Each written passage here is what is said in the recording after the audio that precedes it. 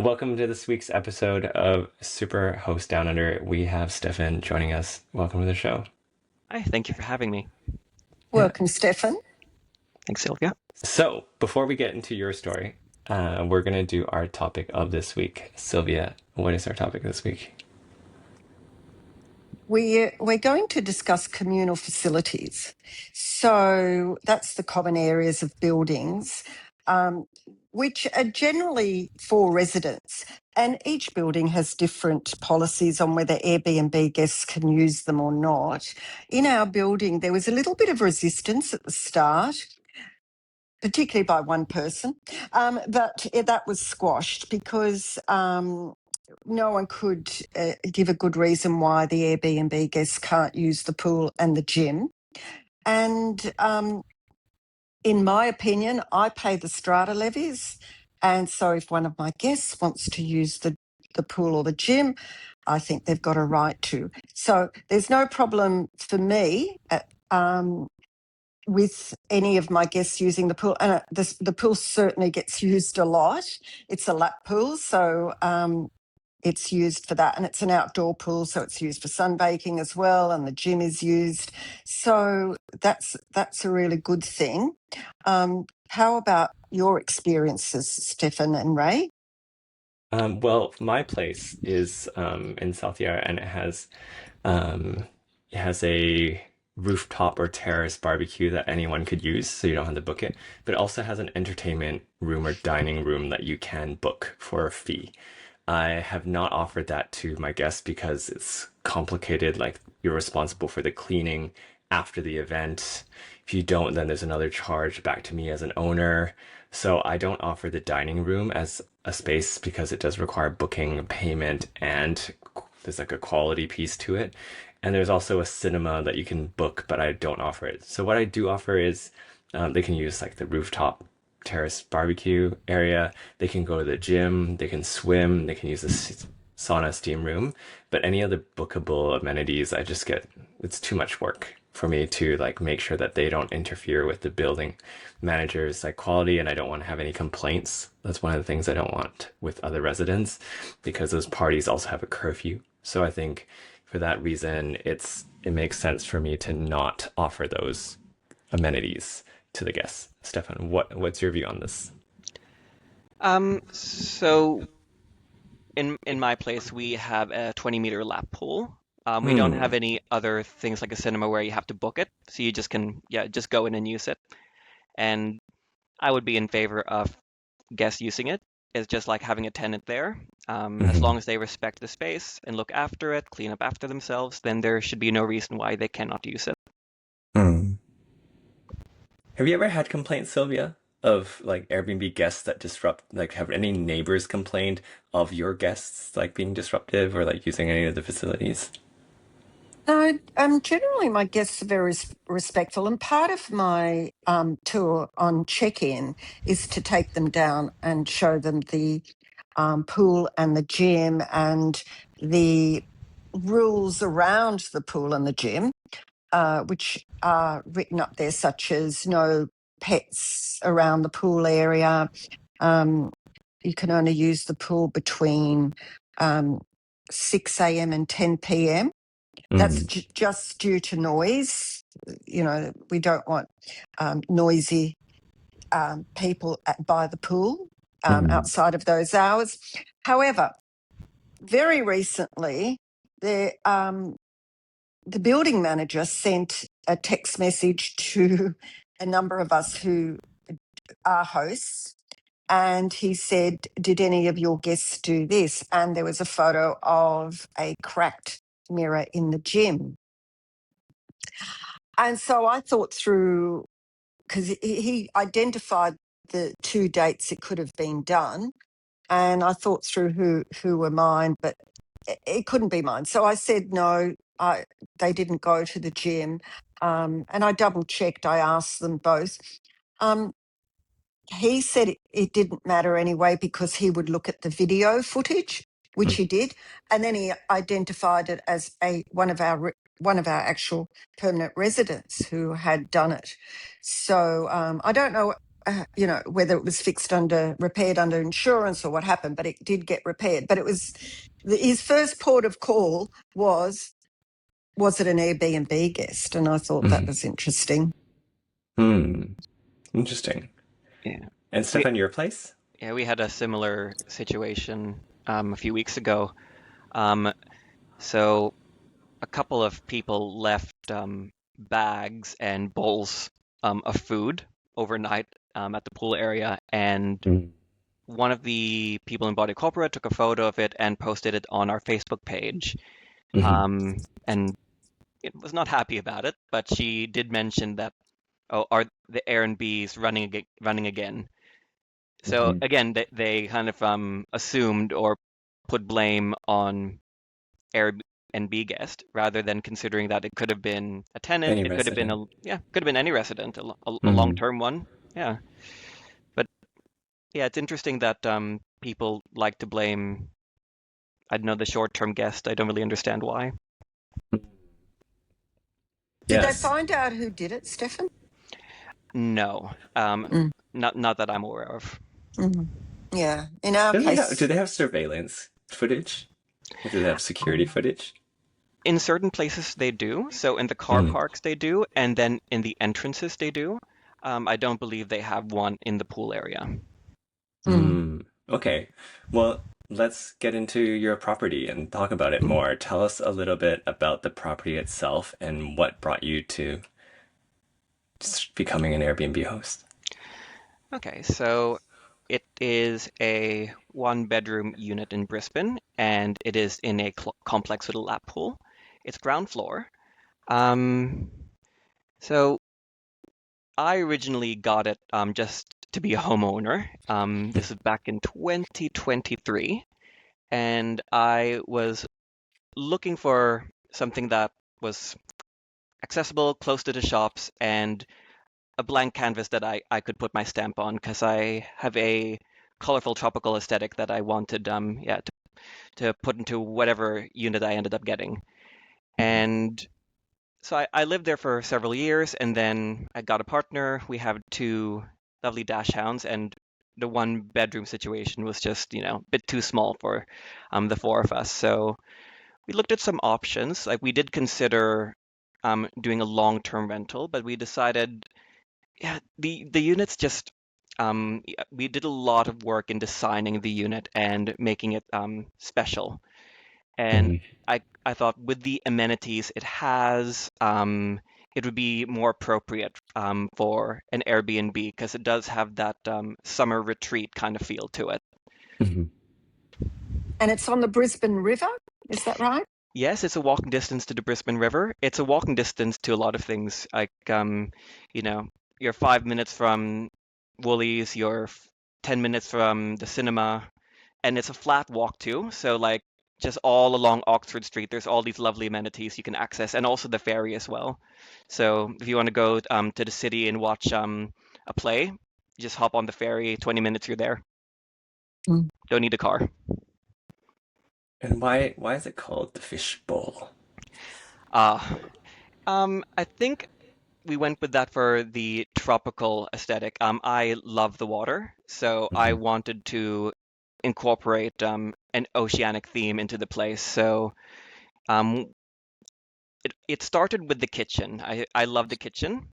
Um, and I saw this, it had this, like originally this blue-gray splashback, and I just thought this will be a perfect place for a mural. And I got in touch with an Indigenous artist, Eulalie Martin, and I told her I want a mural in my kitchen. I want it to be of the ocean with Australian sea life in it. And I told her a bit about my background, and she painted this beautiful painting. And then I got an artist to print it onto glass and reverse it. So Mhm. because it would have Wow.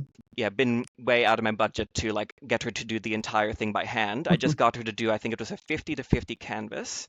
And then what I got the digital artist to do was to get it and then flip it back again. Um, yeah, and it's a lovely statement piece. Like people who walk in, that's the first thing they comment on. And from there, I just expanded on that. So I added some turquoise flashback walls with VJ paneling to give it that Queenslander feel. Um, and then I went with a tropical greenery theme in the bedroom. And yeah, just I Mm. just went from there. Is Mm. this while you were living in it, or Um, to turn it into an Airbnb?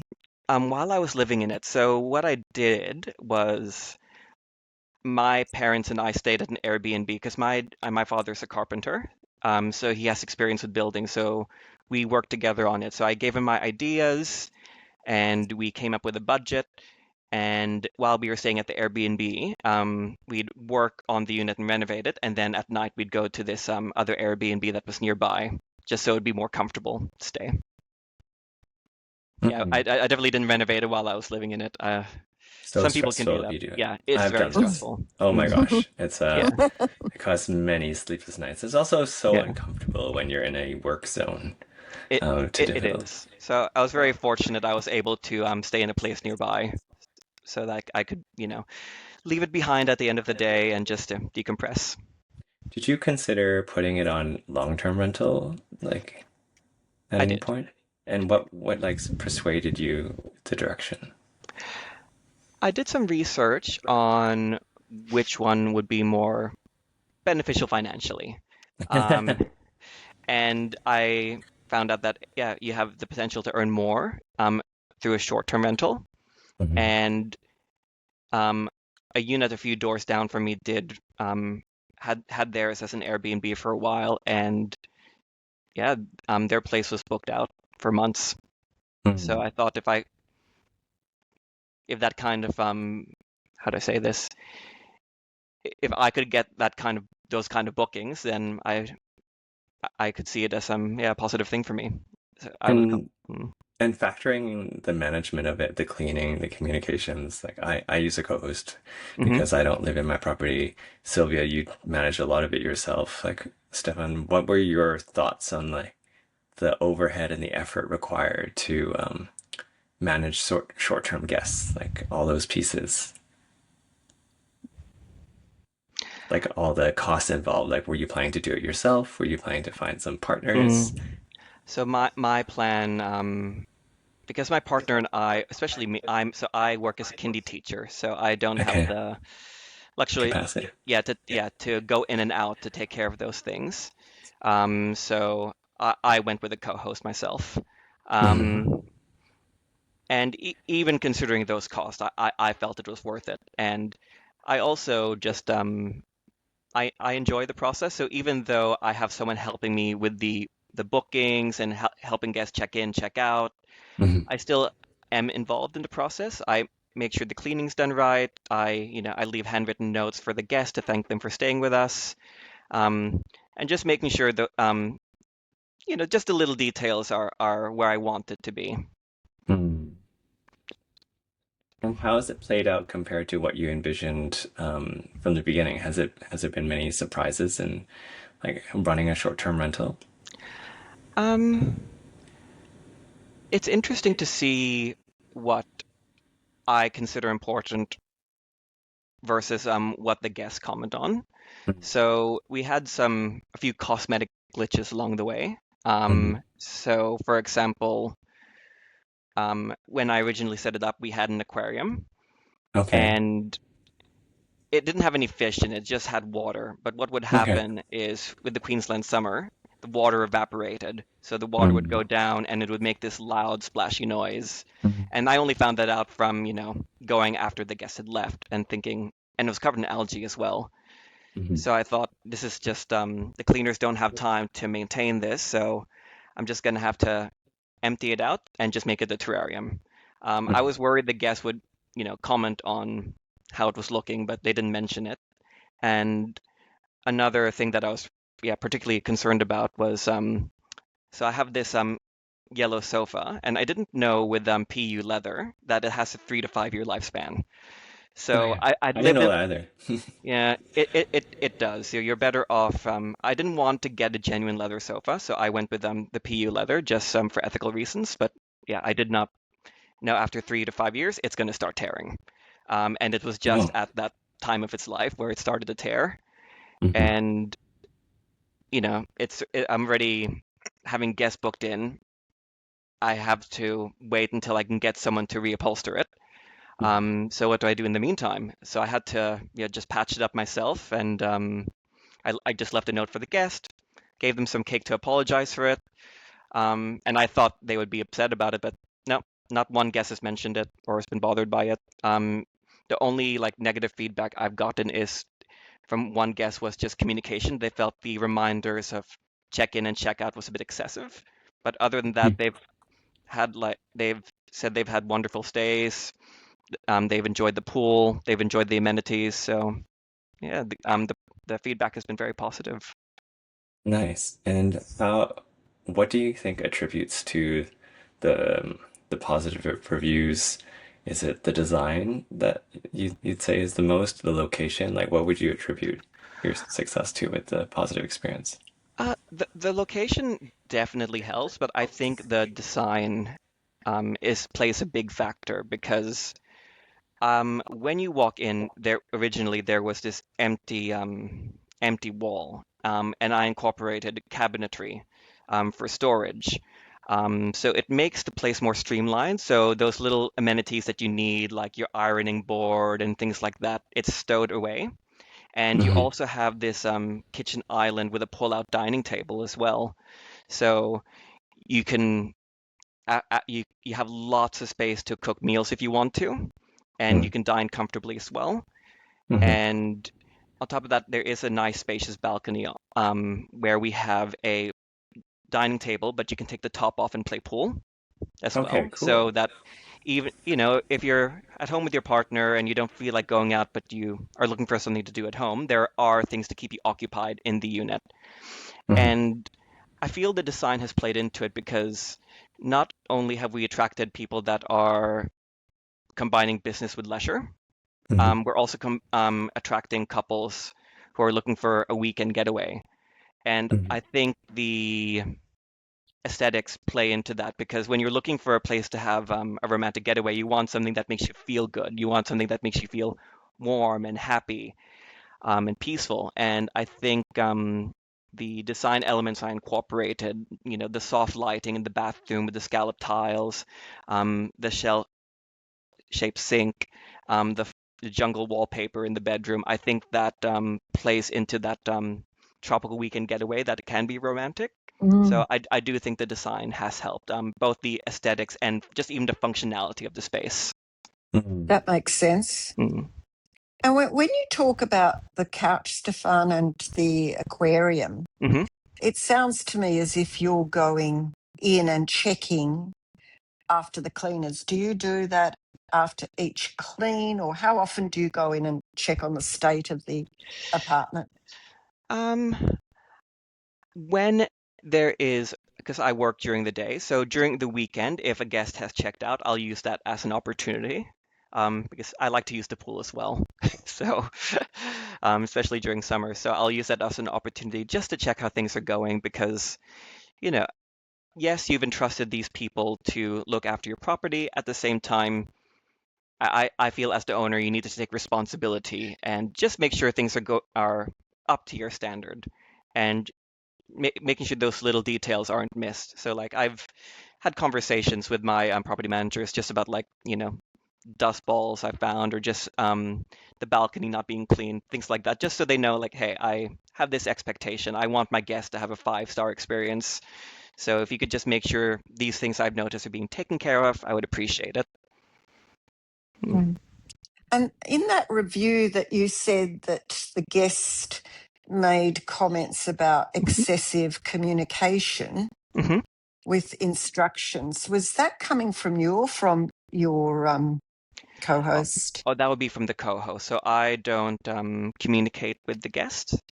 So that is what I've delegated to my property manager to do. So I just make sure that the place is staged the way I'm comfortable with, and I just make sure like the furniture is in quality state. Mm. That would Just have making been sure. Mm. yes. Oh, That would sorry. have been Yeah. disappointing reading that review because everything's lovely. What you've done is beautiful, Hmm. it's comfortable, Hmm. and then the host Sorry, those is are my doggies. Daphne, Daisy, it's okay. Come down. Shh. Sorry. that's all right. And then the host Hmm. has sent excessive messages. That must have been disappointing. I was a little gutted, Mm, just because, I really, yeah, I want to provide that 5-star experience. So when I saw that, I was like, oh, but it was comforting to see that, oh, if it were, they literally said, like, with a more streamlined approach, this would be a 5-star stay. So I thought, okay, everything I've done, um, exactly. has ticked their boxes and has made them happy. So, Mhm. you know, Mm, mm. I could take But comfort with that. it still affects your rating, though. I It remember does. once booking an Airbnb and there were just so many messages, just like this guest that wrote the review for you Mm, described. And it just felt like, hey, I'm trying to have a holiday here, and all you do is keep sending me messages on what to do and what not to do, and checking out. And I remember that feeling myself, that it was very annoying. it made them feel like they weren't trusted, and also Mm, I can see how that would make them almost feel like a child, like they're not capable yes. of doing the right thing or not being trusted to do the right thing. Mm. I did have well, this one was a positive one because I would get messages from this host, but what I appreciated about her messages, it wasn't reminders, it was things that I could do. So I was in Townsville with this particular host, and she would say like, hey, there's this event going on today if you want to check this Mm, out. There's this thing going on if you want to check this out. I really appreciated those messages. Um, mm. so if I were responsible for the communication, I'd probably do more things like that. It's like, hey, there's this play at QPAC. If you'd like to, you can check it out. Or there's this lovely coffee shop just a few minutes away from the unit if you're interested. Yes, I do that Hmm. too. So Hmm. with my guests, because it's a shared situation, I do talk to them directly, face to Hmm. face, and I might say, oh, there's this going on, there's that, there's this. What are you looking for? Beaches, parks, museums, and whatever I can see interests them. That's when I send that message about that particular beach or Hmm. cafes or Italian restaurants or whatever it is that they're looking for. So, yeah, that's the kind of communication I think is useful. Mm. But Absolutely. yeah, if it's excessive on all the instructions, that can be annoying for a guest. Yeah, I think once is enough, and like the day before checking out is enough. And if they need reminders, they can just go back to their messages and see. You don't need to give it to them 3 or 4 times. Once I think is enough. Mm. And the other thing we need Mm. to bear in mind is that Mm. Airbnb actually reminds them of checkout time as Oh, okay. well. Mm. Yeah, so it will tell you, remind you of the checkout. So you're getting more than just the host messages. Mm. That's good. That's good to know. I wasn't Mm. aware of that. It sounds like you're very passionate about design, and has this sparked your interest in running a design business, I hear? Yes. So, well, I'm currently going to start studying, but I'm going to document my journey through the studying and hopefully opening up my business at the end of my studies. So I've called it Stevie Larkin, which is I use my partner's last name and just a variation of my first name. Just I think it's catchier. Um, and yeah, so my plan is to study an advanced diploma in interior design and just document my learning journey, but also document my experience with the Airbnb. So I've so far posted before images and after images and just explained how with each room how it came to be that way. And where are you sharing this journey? So it's on Instagram. The what is the tag? Let me just look that up briefly. I know it's at Stevie Larkin, but I can't remember if I put a Just dot a on it or. hyphen. Mm. Yeah, so I'm just going to make sure before I get this right. Okay, yeah. So the yes at Stevie Larkin underscore design. Nice. Excellent. I'll Well, also include it in the show notes. mm, All right, thank you. mm, Yeah. Um, yeah. So. It's starting off small, but I'm just hoping with more posts and talking to more people about it, it'll gain the momentum that I'm hoping for. And what kind of demographic are you attracting to the property? So we are getting mostly domestics, so Hmm. people around Australia, and most of them are working professionals, combining business with leisure. And Hmm. then we do have people that are looking for the romantic getaways, and we also have people visiting family. But most of them are domestics, but we have had a few internationals as well. I think we had one person from Germany come recently. Hmm. Nice. And what are some of the lessons that you can share with our audience on launching your Airbnb that you think others could benefit from and save time and from learning it themselves? Okay, let me think. There's a few. The first one is um, taking your time to get your Hmm. place ready. Hmm. Um, I because I had to, we've I re book, have found a rental for me and my partner to live in, so there was a bit of a time crunch to get my place ready. But Hmm. I did feel that in hindsight, I would have preferred to make sure everything was up to my standard before launching it. I think if I did that, I could have seen that the couch was tearing and have it reupholstered before guests came in, things like that. Yeah. And also just did some more research in does an aquarium work for an Airbnb? What are the pros and cons? Again, like not major things, but me being a perfectionist, I would have liked to go over those little details and just make sure that everything was set up the way I wanted it. Um, the second thing is looking for a co-host or property manager. Um, I would strongly advise that the property manager you choose invites you to be a co-host on the Airbnb site so that you can see all communication with guests. And there's just that transparency I agree. rather than having to ask, like, hey, what happened with this guest? What's going on with this? Um, yeah, having that transparency. And there are some Airbnb hosts that also take photos between guests. So they take photos of your property so you can see what it's looking like.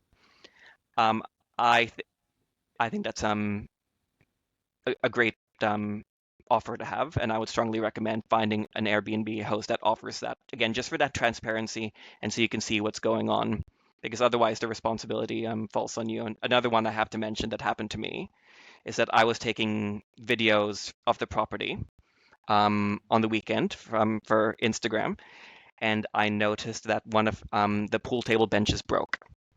The thing, Hmm. yeah, it was the cushion, and it just broke off completely. And Hmm.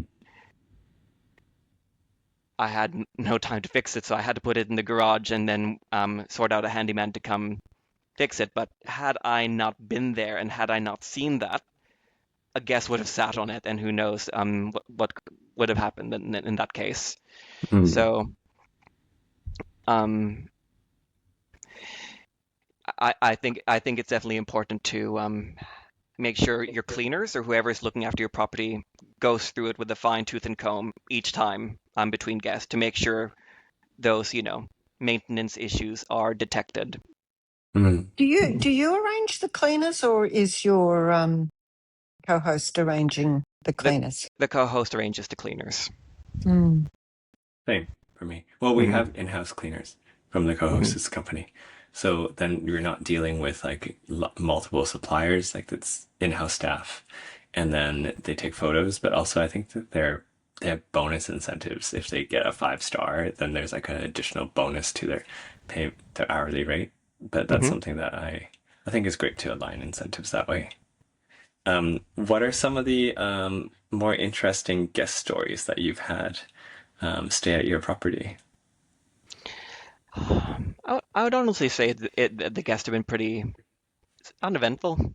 Um, they haven't I haven't had any dramas or anything like that. They've all had positive stays, happy stays. Yeah, nothing worth reporting. They've enjoyed the pool. I keep hearing about Mhm. that. what type of booking mechanism do you have? Do you accept instant book? Do you screen all of them? What's your settings for Um, so accepting bookings? so the property manager goes through the bookings. I just see the bookings and I see when they're pending. Hmm. So I have, yeah, I'm given what do you call it, a home page where I can see the calendar and where the bookings are, whether they've been accepted or whether they're pending. Hmm. Um, so I'm not, and then I can also block out dates for myself or for maintenance and things like that. Mm. Hmm. So what are your future plans for your Airbnb journey? Like you're starting your interior design business, hmm and are you planning to help other Airbnb hosts with their styling, or are you planning to get more property to the portfolio? What are your future plans?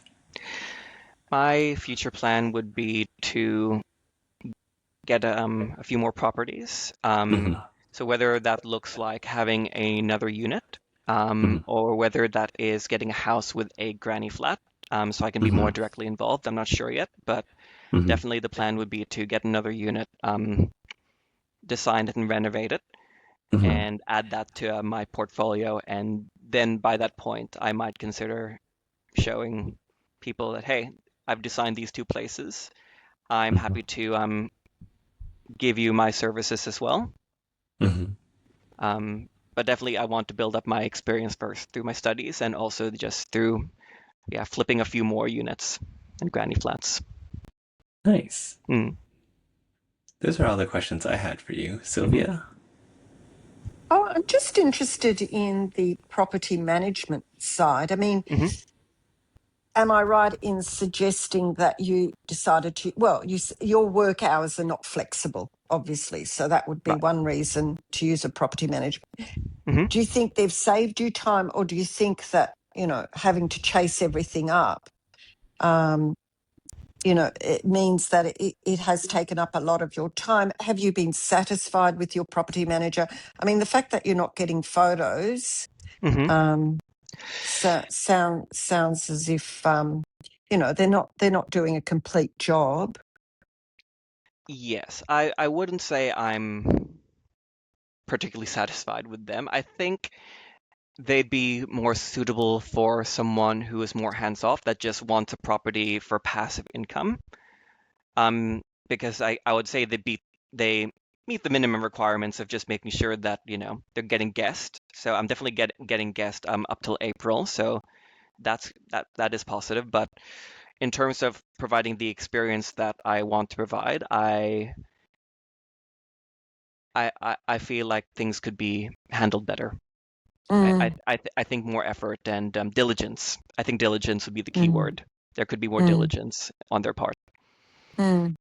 It Mhm. must be hard if you want things to be just so. And I'm like that. Mhm. I want things to be right the way I would like it. And it must be hard to sort of, because they've got their own methods and ways of doing things. Mhm. Um, but, you know, the more properties you have, the more you're probably relying on a property manager to manage it all. Exactly. So that's why it's really important to go through your different options for property managers and make sure you find the right fit, someone who is as passionate as you are. So I think it's just about finding, yeah, the right fit. And in my situation, I just have to wait a little longer because with Brisbane, the council is looking at banning Airbnbs for in areas that are low density. Mm. So I need to wait a little bit longer to see what they're doing with that, and then I can figure out my next move.